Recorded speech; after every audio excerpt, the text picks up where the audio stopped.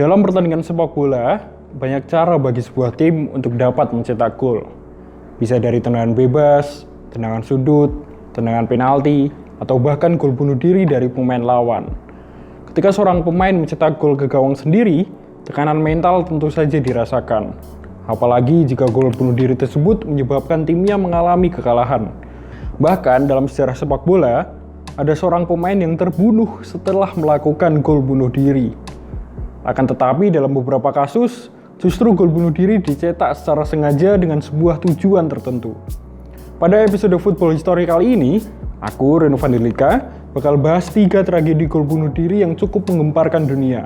Entah itu karena efek setelahnya atau alasan dibaliknya. Yang pertama adalah gol bunuh diri Andres Escobar di Piala Dunia 1994. Piala Dunia 1994 akan selalu dikenang sebagai gelaran Piala Dunia pertama dan masih merupakan satu-satunya yang diselenggarakan di Amerika Serikat.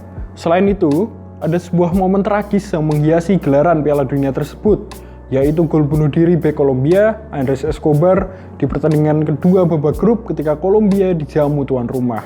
Saat itu, Kolombia melaju ke Piala Dunia 1994 dengan catatan gemilang. Dari 26 pertandingan kualifikasi, mereka hanya menelan 1 kali kekalahan dan hanya kebobolan 2 gol saja.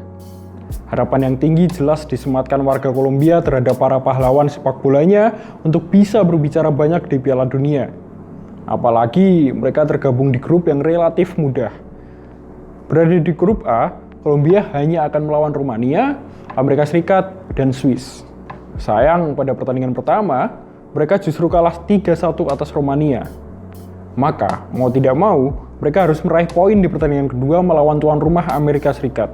Pertandingan masih berjalan imbang 0-0 sampai menit ke-34 ketika gelandang Amerika Serikat, John Harkes, mengirimkan umpan dari sisi kiri penyerangan. Bola membentur Andres Escobar dan justru masuk ke gawang sendiri.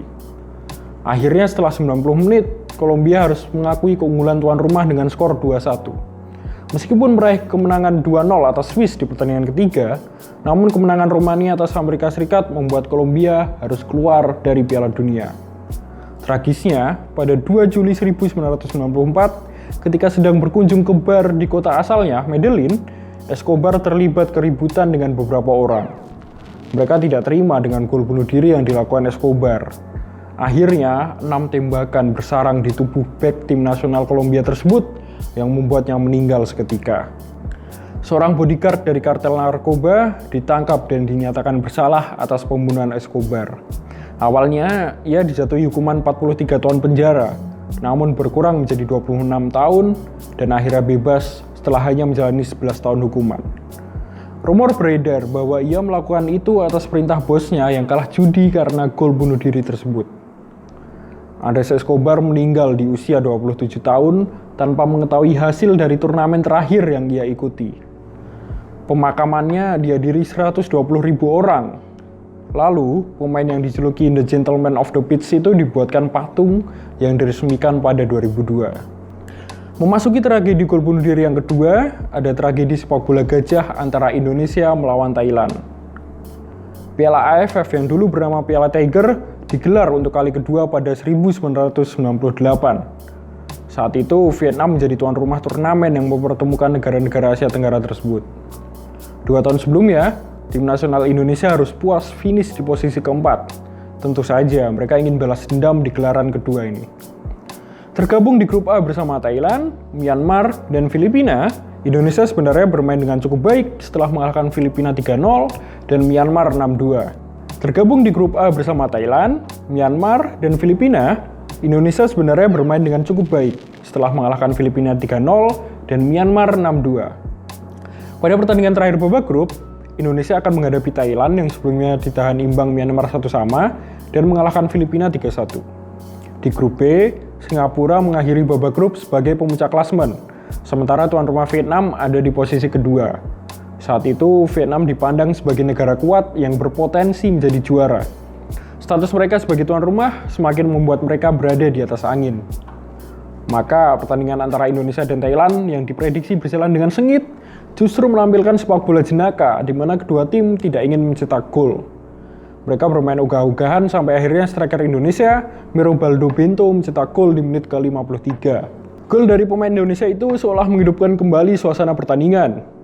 Thailand segera menyamakan kedudukan. Lalu di menit ke-84, Aji Santoso kembali membawa Indonesia unggul yang segera dibalas Thailand 2 menit kemudian. Skor imbang 2-2 bertahan sampai memasuki perpanjangan waktu. Disinilah momen itu terjadi. Bek Indonesia Mursyid Effendi dengan sengaja membobol gawang sendiri. Tidak ada penyesalan, justru aksinya disambut rekan-rekannya dengan gembira. Memang berkat gol tersebut, mereka berhasil menghindari Vietnam di semifinal. Namun ternyata mereka kalah juga atas Singapura. Indonesia di Piala Tiger 1998 harus puas berada di posisi ketiga setelah berhasil mengalahkan Thailand lewat babak adu penalti. Thailand sendiri di semifinal dikalahkan Vietnam 3-0.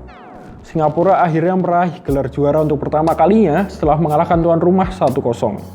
Mursyid Effendi yang melakukan gol bunuh diri secara sengaja itu pun akhirnya dijatuhi hukuman dilarang tampil di level internasional. Di umurnya yang baru menginjak 26 tahun saat itu, Mursyid sudah kehilangan kesempatan membela tim nasional Indonesia.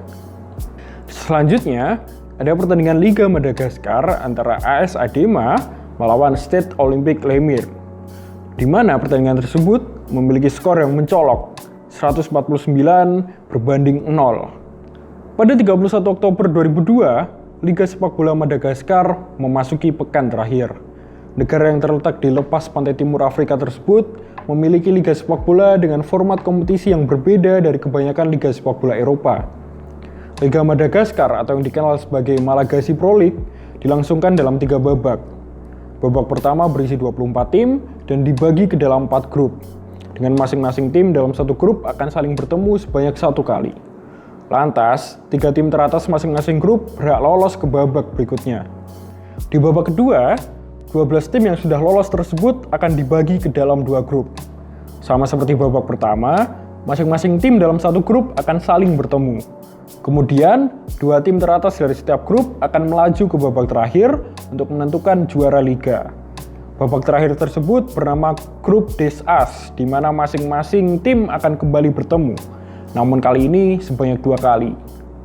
Pada 2002, 4 tim sudah berhasil lolos ke babak terakhir.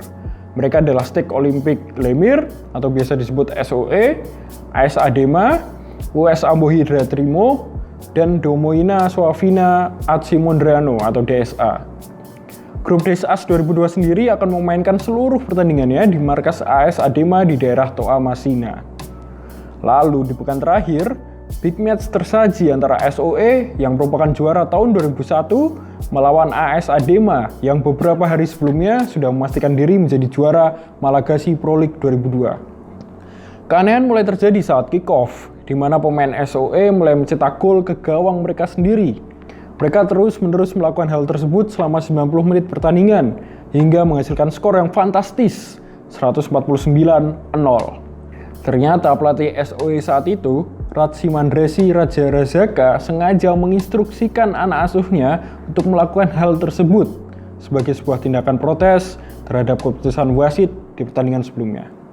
Ia menganggap keputusan wasit merugikan timnya yang sedang mengejar gelar juara Liga Madagaskar untuk 2 tahun berturut-turut. Lantas, ada kejadian apa di pertandingan sebelumnya? Nah, di pertandingan sebelumnya, SOE ditahan imbang oleh DSA dengan skor 2-2. Dramatisnya, SOE sudah unggul 2-1 sampai perpanjangan waktu. Sayangnya di masa itu, wasit yang memimpin pertandingan, Minjamina Raja Vinsalama, menghadiahi DSA tendangan penalti yang akhirnya mampu dieksekusi dengan baik. SOE tertahan, sementara di pertandingan lain, AS Adema mampu meraih kemenangan dan akhirnya berhak meraih trofi Liga Madagaskar untuk pertama kalinya sepanjang sejarah. Setelah kejadian tersebut, pelatih dan 4 pemain SOE, termasuk Kapten Tim Nasional Madagaskar, Mamiswa Rajavindra Koto, diberi hukuman dengan tingkatan yang berbeda-beda. Sang pelatih dilarang beraktivitas di dunia sepak bola selama 3 tahun.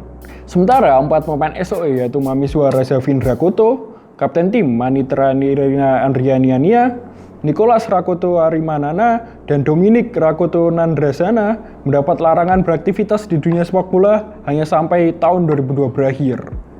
Dalam rentang waktu itu juga, Pelatih dan keempat pemain tersebut tidak boleh datang ke stadion sepak bola, bahkan hanya untuk sekadar menonton pertandingan.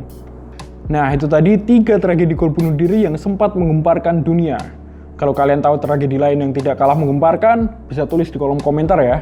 Dan kalau kalian mendapatkan pengetahuan baru dari video ini, jangan lupa klik tombol like, subscribe channel Garis Tengah Football, dan bagikan video ini ke teman-teman kalian. Sampai jumpa di Football History selanjutnya. Dadah!